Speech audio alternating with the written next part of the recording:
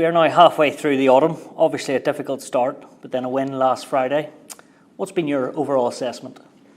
I think we know we've been a little bit off in the first two games. Saying that, like, we got a win against a really good Argentinian team, so there's a lot of good positives in that, especially the first half. I guess now it was a bit of a step up from the week before, and now it's just got to keep adding to it against a good Fijian team as well. So we just got to make sure we're playing for the 80 and finishing teams off. It's interesting there you say you feel you're still a little bit off. Why do you feel that is? I think it's just proof in the pudding almost. Like, it was, as I said, the first half was good, a lot of good stuff, held them out. Like, we know how dangerous they are and how many dangerous players they have, so to hold them out for, that whole first half was really good, was really positive going into half-time, and then coming out in the second half, just kind of let them dictate things a little bit. We weren't able to score any points in the second half, and so, yeah, as I said, like, compared to, I think, in the New Zealand game, I don't know if we really put it together much at all the whole game. So at least we kind of put it together for one half, and now it's just doing it for the full 80. You yourself, you actually haven't played a lot of rugby over the last 8 months. Yeah. How good is it to be back? How much did you miss it? Oh, it's been, I said it before, it's like a dream come true again. No, I missed it so much, being in with the fellas. The environment itself, it's just such crack, and it's really enjoyable. That's just the main thing about it. Like, you don't dread coming into camp at all. Are you a bad watcher or a good watcher, like from the sidelines when you're out? Did you find it difficult at times? Yeah, definitely. You want to be out there and you want to be playing, but saying that, it was really good to see him do well. Like, it genuinely was. It's great to see him win the Six Nations. It's great to see him get that win in South Africa. Like, I remember I was having one or two, and then I was going home, and then when they won, when Frawley kicked the goal, I ended up having a pretty big night, actually. So, like, where were you? What were you doing? I was at Taylor's pub out the back. Yeah, just having a couple, and then turned into something else. But, I was a supporter, I was a spectator. Like, things like that get you excited, and that's what you want in Irish rugby at the end of the day. You just want people to be excited and enjoying watching us as well. It's funny you say there you were a supporter and you're out maybe having a drink or two. That's the side people actually want to see. You know, sometimes we all think you're robots. I think for you, maybe, I could be wrong, but that's important to get the balance right. Yeah, I'm probably not the best. I'm talking about the balance, to be honest. I'm working on it. I'm getting there. But like, as you said, like, everybody just wants us to be ourselves and everything. Whatever you do, I've talked about it before, whatever you do, there's always going to be people that are going to just be negative about things to begin with. But I think that the best thing for our game is for people to be themselves. Like, there's some serious characters in rugby, so the more that everyone can see that, I think the better. I know you arrived in Ireland in 2021. How would you compare Galway to Canberra? Very similar, actually. I'd say, like, Canberra, you get probably two extremes of the weather. Like, you can get freezing cold, you can get really, really hot. Wouldn't rain too much, like that side of it would be grand, but and I guess you get the extremes here of the wind and the rain as well.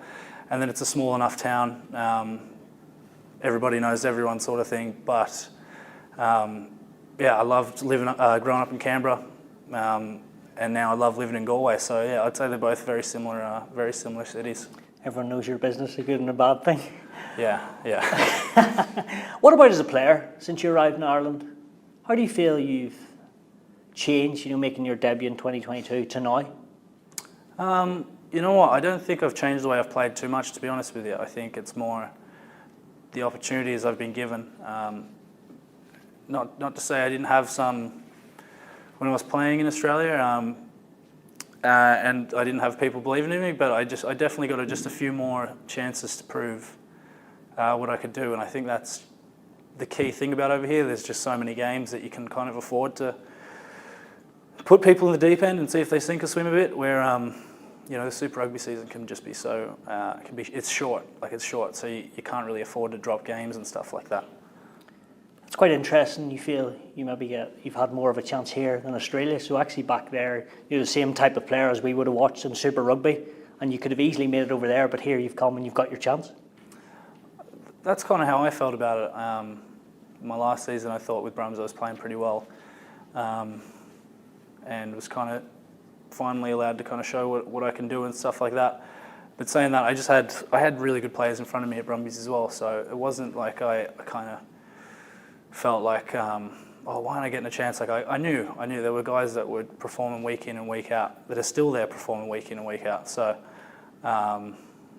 yeah, I understood. At the end of the day, I just did what was best for me, and that was a change of scenery. Fast track a couple of years. You now have over 20 caps for Ireland and 10 tries, even though you're not too sure about your facts, your caps and tries and how many. Do you feel as comfortable as ever now in the Irish jersey as you have been? Look, I think now I haven't been too happy with how I've been going, to be honest. I think myself, there's a lot of room for improvement. As I said, I've been out for a long time. I haven't played much rugby, so I know that's going to take time. I'm sort of back learning things again, but I've got some absolute world-class players to be learning off, so there's no better environment for me to get my confidence back to where it needs to be. Yeah, as I said, I know it's going to take time, but I believe I can get there anyway. You were actually quite vocal after the New Zealand game in the press conference, saying, you know, you don't actually care, or maybe that's the wrong word. People are always going to be negative on the outside, but inside, the internal, you know what you're doing, you believe in the system, and rightly so. The last couple of years have been brilliant for Ireland. Do you pay much attention to that outside noise? No, I think it's something I've been. There's no reason for it. Like I think nobody knows what we're doing in here. As I said, nobody knows what we're working for and what we're trying to do when it comes to games. People are sort of guessing. They're giving their opinions at the end of the day. So I'm trying not to stay focused on it because it does no good. As I said, everybody knows in here who's working hard, who's what we're trying to achieve as a team. So the rest of it's sort of outside noise, really. Everyone now is from the outside is nearly one game focused. Is that difficult as a player? No, that's how it's got to be. Like you got to focus on the team that's in front of you that week. If you don't, especially the four teams we got, like you're going to lose them.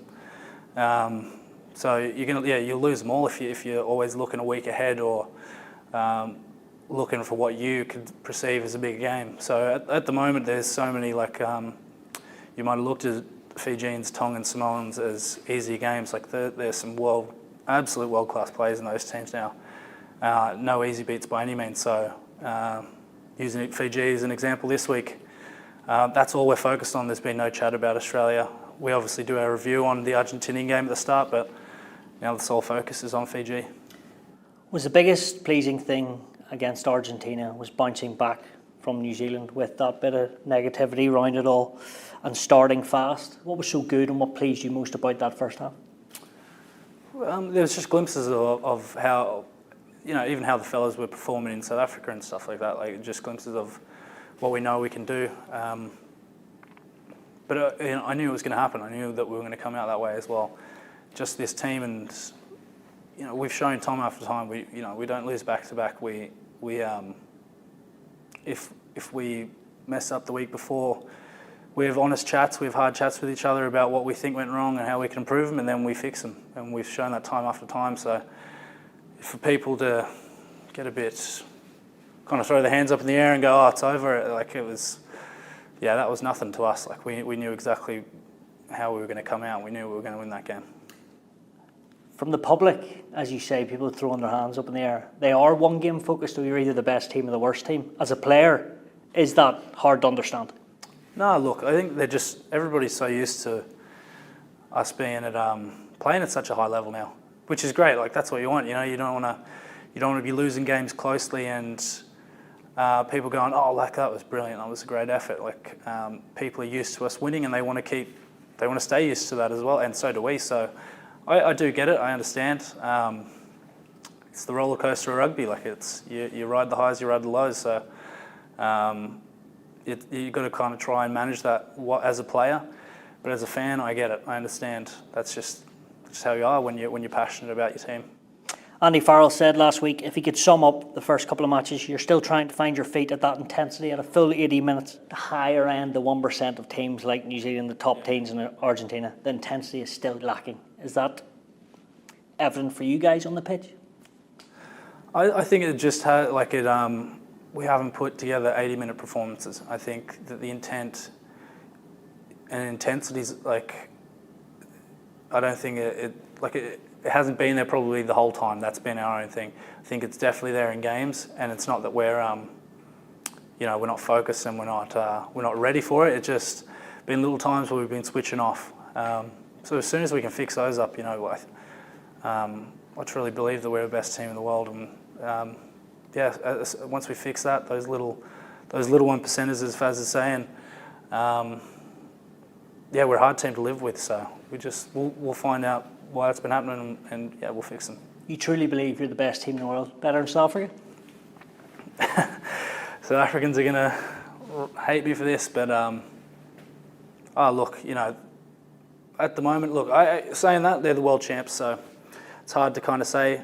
You can't backtrack now. No, but I'm not going to go, I don't think we can beat South Africa or New Zealand or any of those teams. Like if I'm thinking that, then what's the point of being here? I 100% think that we can beat all those teams. Yeah.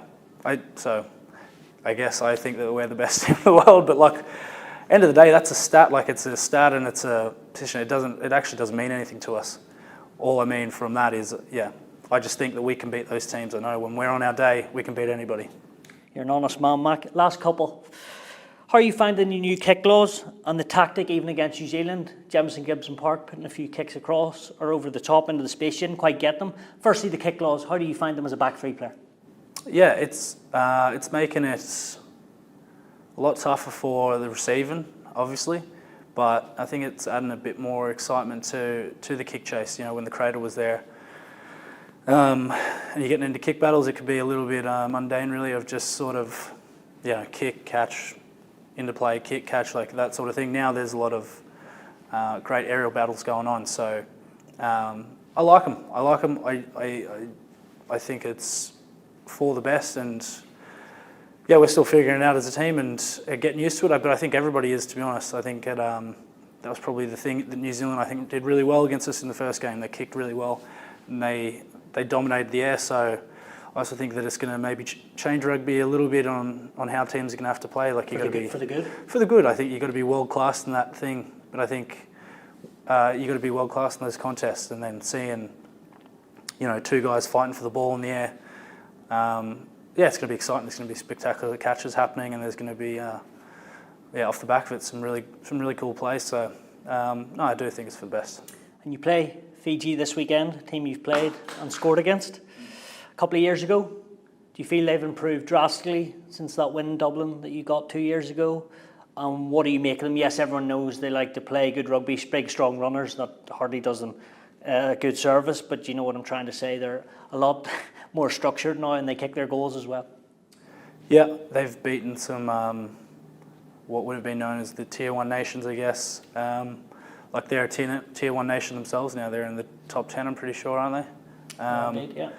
So they're no longer really, as I said, they're no longer a team that plays exciting rugby but loses. They're a team that plays exciting rugby and wins and beats what are perceived as the top teams in the world. So, it's going to be a good challenge. It's going to be, I think that's the beauty about this Autumn Nations, is we had 3 completely different teams back to back to back. So, it's just another contest for us to rip into. And internally, what's seen as a good day on Saturday outside of the win? Do you talk about points difference, or is it just performance? I think the only thing is a win. I know you said outside of it, but that's sort of, I don't think there's any other, there's no other option, and we're not really thinking of it any other way. Not thinking of trying to put 50 on these guys or anything like that, or beat them by 2 points. So there hasn't been any of that chat. It's all been chat about winning the game. You always seem to play with a smile on your face. Has that been since you were younger at the Brumbies and coming through, and has that always been the same? If you're happy off camp, you're happy in camp on the pitch as well? I don't notice. I just I love rugby. I love playing it. I just want to enjoy it as well, So I guess if it looks like I'm smiling, having a good time, it's a good thing. I can be a little bit hard on myself sometimes. A lot of people get a bit shocked by that. In what way? I'd be a harsh critic on myself, as I said. For me, I want to be playing at my best. So when I feel like I'm not, I can really get down on myself. But that coming back to that as well, now I'm getting a little bit better at kind of analysing the game and trying to pick some things out of it and realise, maybe it wasn't the worst game in the world, but end of the day, I do just enjoy playing it. And how far is Mack Hansen away from being back to his best? I'd like to think pretty soon. I think, as I said, I've got a lot of help from players and the coaches, and they're putting belief in me. So I want to repay that as soon as possible. There's no kind of just dipping the toe in anymore. I'm ready to jump full, ready to dive straight in, and put out a good performance.